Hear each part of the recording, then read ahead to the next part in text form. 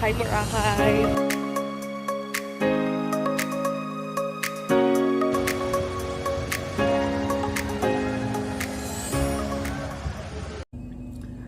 Kamusta mga kalakotsera? So ngayon, this is my first ever vlog na may kasamang mukha and nagsasalita ako ng sabay. Sana matawid ko to, no? Kasi may pagka-introvert at shy type tayo na makapalang mukha.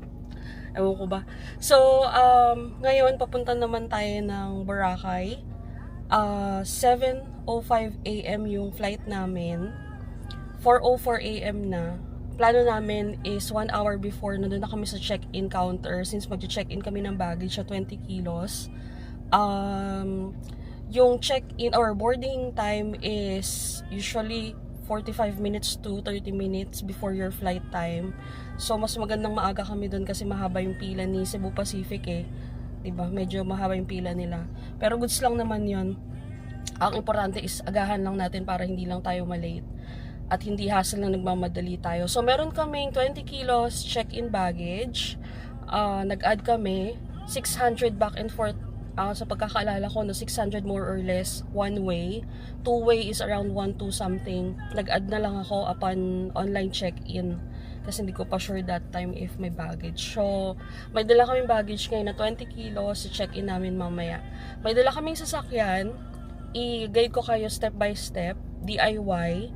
If may dala kayong sasakyan going to NAIA Terminal 3, kung saan yung MPL or MLP multi-level parking nila, how much and kung paano yung process, saan banda. So alam nyo, videohan ko mamaya. Nagpapainit lang kami ng sasakyan. So pagdating doon, balikan ko.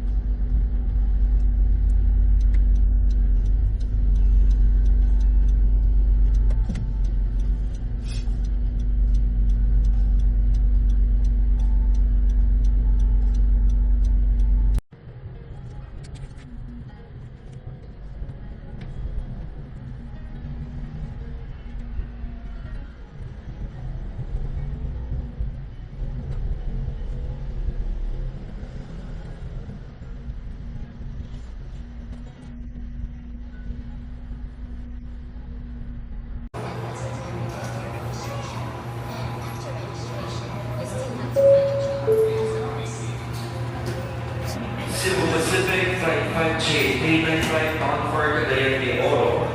It's now boarding through boarding gate 1348. May we request all Cagayan de Oro bound guests on Cebu Pacific Air Flight 5J 395 to kindly proceed now at boarding gate 134. So sa mga kalakotsera, so take 2. May announcement kasi kanina. So ngayon waiting kami dito sa Terminal 3 for boarding. Wala pa kaming boarding gate since super aga namin, no? Mga 2 hours before the flight. Inagahan talaga namin kasi magpa-parking kami and may dala kaming baggage. Medyo mahaba yung pila kasi sa counters. Madalas mahaba yung pila sa counters. So ayaw naman namin magahol sa oras kaya inagahan na namin. And also, first time naming maabutan na full parking, yung multi-level parking dito sa Terminal 3. Madalas kasi, pag nagpa-park kami at madaling araw and weekdays, madalas naman meron. May maraming spaces. Pero ngayon kasi full siya. So, we opted to park doon sa labas, yung open parking, yung walang cover. Same rate, 300 pesos per night. Plus succeeding is 25 pesos ata. Hindi ko lang sure pero 300 pesos per night kasi siya kapag overnight parking. Kagandahan lang kasi sa MPL is covered kasi siya. So kung umulan, malakas ang ulan or matinig ng araw, at least safe yung sasakyan mo, no? And ano siya, secured. Hindi napapasukan ng tao or kung sino tao. Doon kasi sa labas, sa open parking, nadadaanan kasi siya sa may ilalim ng flyover. Kaya ano, pero wala kasing choice eh. Kaya okay lang. And yun, waiting kami ng boarding to Boracay. Anong oras na? Is now boarding through boarding gate 6:04. Around 6:30 ata yung boarding namin, boarding time. Anyway, wala pa namang boarding gate kaya hindi kami masyadong nagmamadali. Dito na rin kami nag-breakfast. Wait lang. Once again, that's boarding gate 131 downstairs for your immediate boarding. Ayun, dito na rin kami nag-breakfast sa may Henlin, dito sa Terminal 3. Ayan o. Sa likod. Nag-coffee na rin kami. Smooth naman yung pagpasok dito sa loob ng boarding gates. Wala namang hassle. Yung ano lang, dun sa scanner. Kasi syempre kailangan matanggalin lahat, diba? Yun medyo natagalan ng konti. Medyo may pila siya doon. Overall smooth naman yung pag-check-in and pagpasok dito sa boarding gate. Ito na lang ulit yung international travel namin after like 2 months. Kasi ito na lang ulit yung domestic travel namin after 2 months. Kasi yung 2 months na yun, puro international kami. So, hindi na ako sanay. Sanay na ako pumapasok sa immigration instead dito sa may domestic. So, ayun, waiting na lang kami. Balik ulit ako pag boarding time.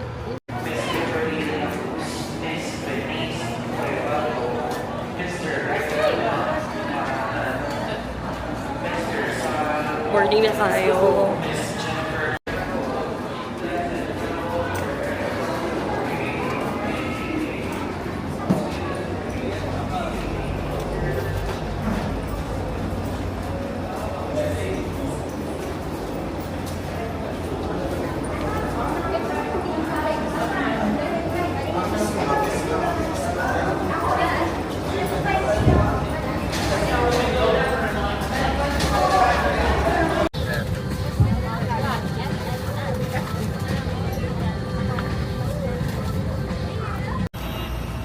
Hi, Boracay! Ay, katiklan ko pa lang pala. Kababa lang. I-claim muna natin yung baggage. Then, papakita namin kung paano yung DIY papasok ng Boracay.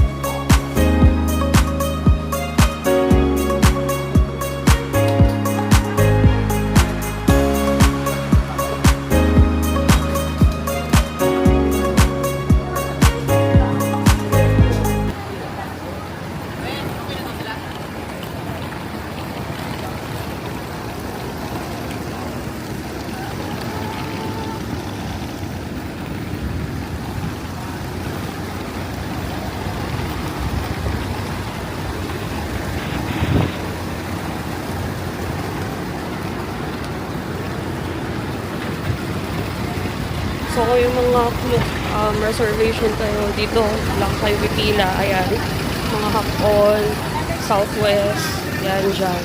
Pero kung DIY kayo, tulad namin, magta-tricycle tayo. Yan tayo, tricycle.